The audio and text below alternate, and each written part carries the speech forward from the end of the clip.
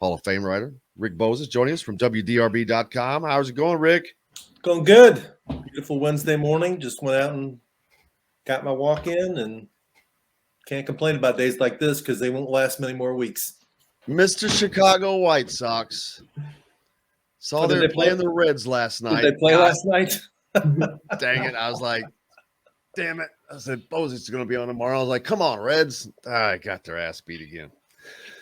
Officially eliminated last night, right? The Cardinals won their 47th in a row. Yeah, 17 in a row. Can you believe that? I mean, this is I didn't think that after you watch Moneyball and the Athletics back when they did that, I didn't think that was ever possible again. I mean, that's in baseball, that's a long. Well, especially at the end of the year when the games for the Cardinals were so meaningful because they weren't going to be in the playoffs until they got hot like this. Yeah. I wonder if this is the latest streak of that nature when it's coming, because it's coming at playoff time. I think it has to be. There's a chance they end the season on a 21-game winning streak. Like it'd be absurd. Yeah, and then lose the 1-game playoff and they're done. Yeah. Now probably the Dodgers, I guess. Oakland the got Giants won eliminated again last night. Yeah, they will have to face Scherzer in game 1. All right, Monday was Indiana Basketball Media Day. Rick, what was your take from there? The first time we've gotten to not speak to Mike Woodson. He spoke with us before. First time we got to be there live, which was awesome, right, and see the players and get kind of that read on them and you can see growth and see who's physically different and all those kinds of things. But what were some of your takes? I wasn't there. I watched it on Facebook or the IU stream or whatever it was.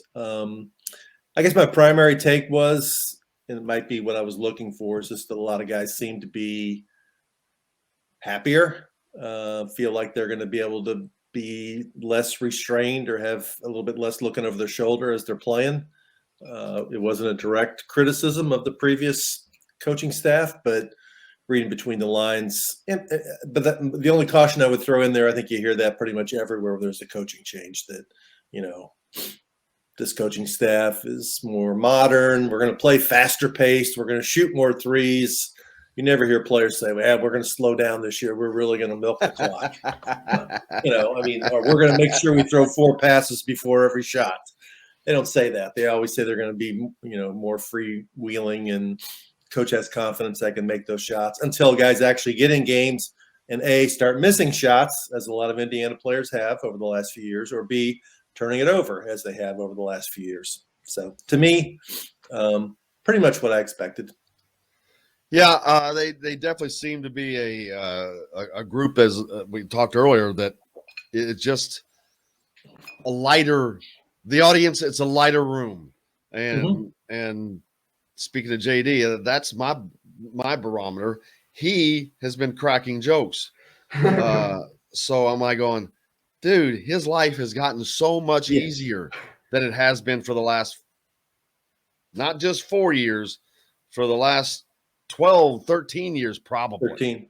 Well, 14 probably, because he was there for the year of the turmoil. Yeah. I mean, I think actually what they're saying might have more validity this time, because we know just from watching last year and watching the media interactions, watching the body language on the bench, that it didn't seem like to be a group that was having a lot of fun or enjoyed playing for the coach. And the coach gave off negative vibes and negative body language with his facial expressions and the way he did things. I mean, do you ever remember him cracking a joke or laughing, or except for the Oscar the Grouch thing during his rant at Joe Lunardi? That was pretty much it. And Woodson seems like a guy who, they've released that video this week where he was doing the touchdown spike in the end zone. I mean, you can't imagine the previous coaching staff doing that. I mean, no, not Archie. So maybe they will be more relaxed, but I mean, hopefully that's the case for them.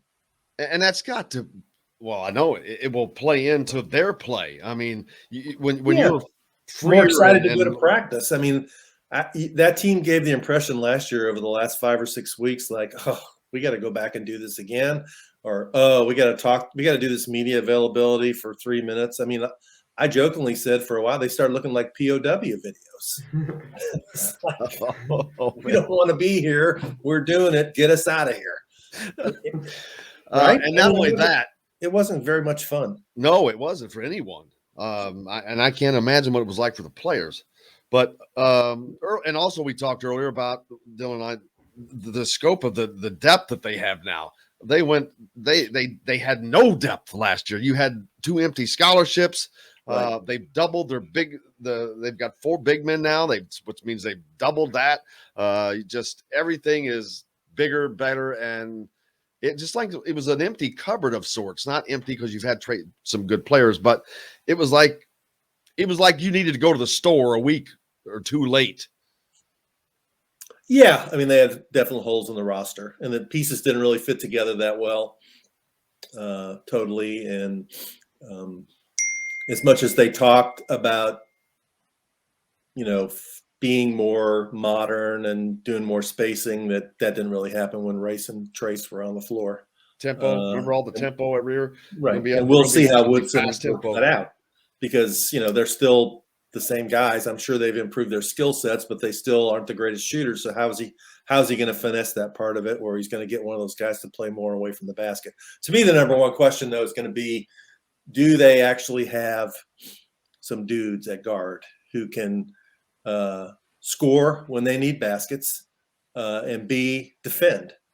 Indiana really hasn't had a guy, I think, that Big Ten teams feared at guard since Yogi Ferrell. Maybe Robert Johnson when he was playing his best, but he could be kind of inconsistent. But no knock against, Durham and Franklin and some of those Josh Newkirk and some of the other guys they've had there. But I mean, those aren't top of the line Big Ten guards. And I know that Indiana has volume at guards. They have 6 or 7 guards, but do they actually have, are 1 or 2, at least one of those guys, a guy who can be an elite guard in the Big Ten? Because I think that's what you have. The good teams have that. Absolutely, Dylan. Like they had, the closest thing they've had is Devontae Green on some of those nights that when he's really good, but that was once in a blue moon, right? And so they seem to believe that Xavier Johnson is that guy. Now the problem is that he isn't a great shooter. He shot 32% from 3 at Pitt, but he does seem to be the kind of playmaker that you need in the Big Ten, or anywhere really, that it can be just a facilitator that's going to get guys the ball where they can make things happen. And I think that's going to help them significantly. Yeah, I agree. I think he looks like a guy who can break down the defense and force somebody to switch on him, and then it's a matter of whether he can execute the play to get the ball to the open man. He did have good. I think he was near the top in the ACC in assists, wasn't he, last year? I think he was. He was, yeah. The thing that makes you stop when you read his stat line is he was also pretty high in turnovers. Basically, he was the entire offense at Pitt. He had the ball in his hand. His usage rate was, and he's a competitive dude. I saw him play because he played Louisville.